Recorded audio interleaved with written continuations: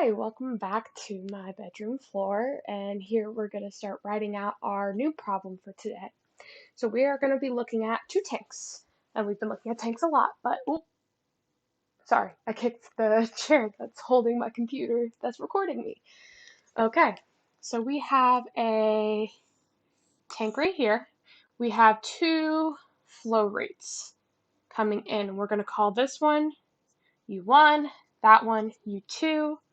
We have a given height, and in this case, it's going to be height 1. And as always, there's a hole at the bottom of the tank with the flow rate coming out. And this is going into another tank. Now, bear with me with my drawing skills, but this tank is going to have a different size than that first tank. So we need a new H2. This is going to be Q1 because that's going to be the flow rate out.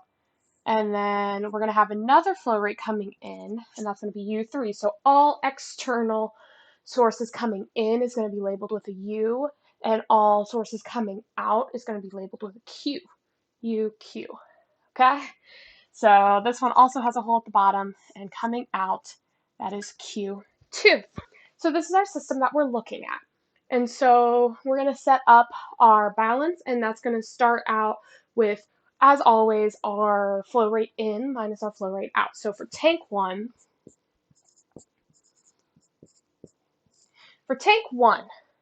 we have, similar to our first problem we ever did, is our cross-sectional area. Oh, I forgot to label that. So cross-sectional area, so for our holes, our cross-sectional area, AH square root 2GH. Okay? And in our problem, instead of the AH2G, so if we were to cut that out, this right here, we are given that it's alpha, and in this case it was 2. So that's just to keep in mind. So going back to here, sorry if I didn't talk about that now, I would have forgotten it. So we have right here, and then it's going to be equal to our U1 plus our U2 minus Q1, because in minus out. And then we want this by itself, so we're going to take the AC and then put it in the denominator. And we're going to follow the exact same process for tank 2. And we're going to do our AC dH2 over dt is equal to our Q1 plus U3 minus Q2. And then doop, boop, AC. All right, and so what we're going to do is we're going to use this, and we're going to take this over and code it. So now we are going to code our problem in not in Excel, in Python or Google Collaboratory. And so I have already imported basically a bunch of our controls, and so we have numpy, we have jax, we have plotly because we are going to plot. We have scipy, so we can integrate and use root. And then I also inputted our variables that we were given. So our alpha, which is our AH times the square root of 2G. That is our alpha. And so that is 2, and we are given our cross-sectional area, which is 2, and then our U values. And so that is 2, 0.5, and 0.4. So let's start by defining the right-hand side. And so we are going to have our H, we're going to have U, and I will come back to that to make sure because I always forget some. All right, and so we have our H1, our H2 is equal to our H. And then we have U1, U2, U3 is equal to our U. Okay. And then we have our values of Q, yes. So Q, C. Or is it our Q1? No, it's Q1. Yeah, Q1. That is equal to our alpha times our H, well, I'm going to put a space because it makes me feel better, H1 to the power of 0.5, and so that's to the square root. And then we also have Q2 is equal to alpha times H2 to the power of 0.5. All right, and then we are going to return our values, and so that is going to be our np.array, and that will be, boom, because we need another parentheses because we got to divide it all by AC. So we have our Q1 plus, yeah,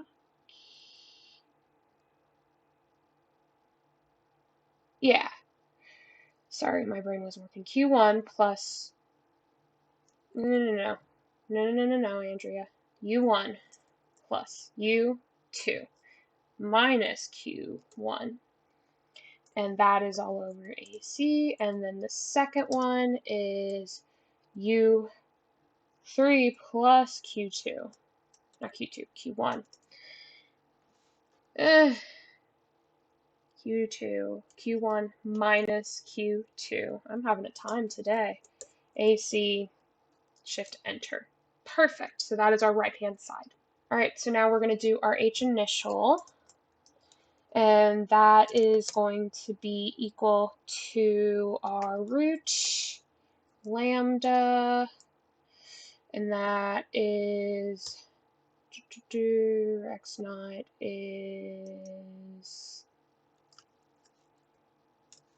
our x naught is x right hand side, and then our values for the right hand side, and so that will be 0, comma x, comma u initial, and then we have our 1, comma 1. Is that all I need? No, I'm missing something. Dot x. No. See, I knew I would forget something. T. My goodness. There we go. All right, now we're in business. All right, so now we're going to do our Jacobian. So we have ju func for function is equal to jax Jacobian, and then we have our right hand side, and then 2 is the integral, the integer.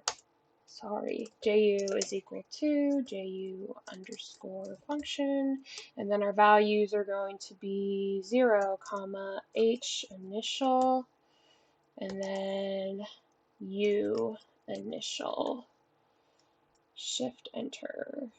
No, doesn't like it. What does it not like?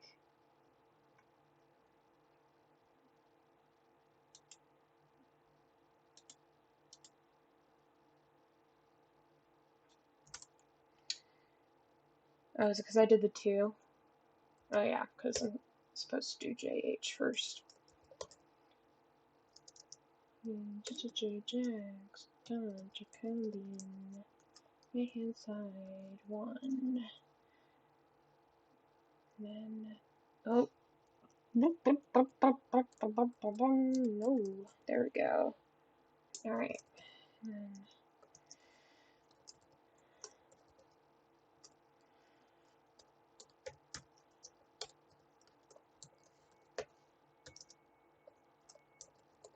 Is that why? No. Oh, because I didn't put the J. Is that what it is? Yup, that's what it was. Okay, that was a dumb mistake on my side. It's that is going to be equal to our sig.StateSpace, and then we have our JH, our JU. Oh, my ear itches. And then we have our np.array, and then we have 0, 1 as the first one, and then we have another one, np.array. And this one's all zeros, 3 zeros to be specific. And that one, and then I believe that is all. Yes. Okay. Alright, so now we're going to do our numerator and our denominator, and that is going to be equal to, we're going to do sig.sst2tf. There we go. And then we're going to copy and paste what we had up here. And then it's going to be input is equal to 2.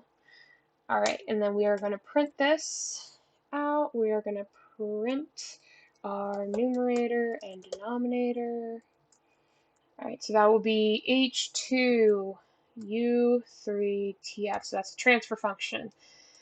And so that is going to be equal to sig.transfer function. And then in that slot, we are going to put num and denominator. Yep, coolio. And now we got to do our t, comma, h2dev is equal to, and basically what we're going to do is we are going to take that h2u3tf, and basically it'll be from a stepwise, so u3tf dot step, boom boom, shift enter. Alright, so now it's time to make our plot, and so fig is equal to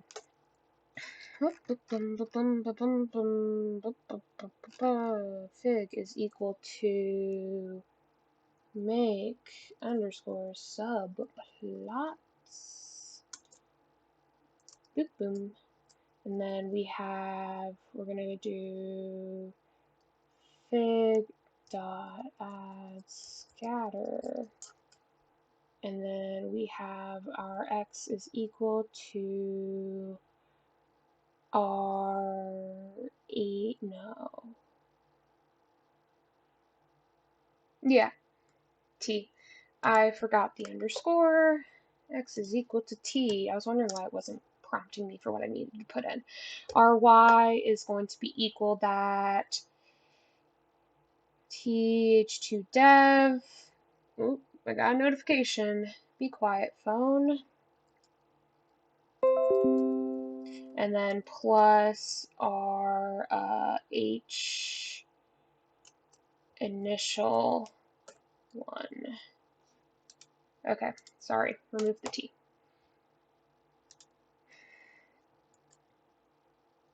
Let's see. All right, looking good, looking good.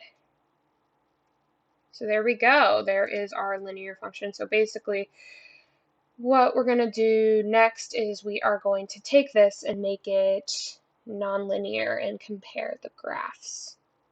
All right, so going for our nonlinear one, we have our result is equal to solve IVP, and then it's our lambda t comma h right hand side, and then we gotta put in all of our values. So we have our t, u initial, and then we do our, oh wait, no, u r h, and then we have u initial plus np dot array, boom, boom, boom, and then we do 0, 0, 1.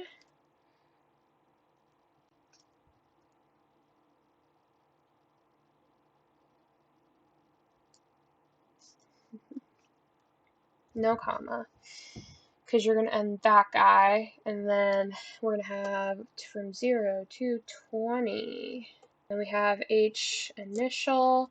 We got to put in our method is equal to redo. And then we have dense output is equal to true. Well, I don't need to put it in that. I just need to put true. Yes. Okay. Cool. Now we got to make our t-plot. So t-plot is equal to linspace. Oh, can I spell? All right. And then we are, you don't like that. Is it np.linspace? I do this every time. Okay.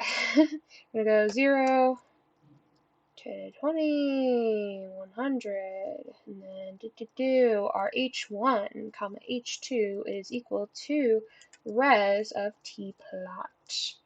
Let me, is it np.linspace? No, n.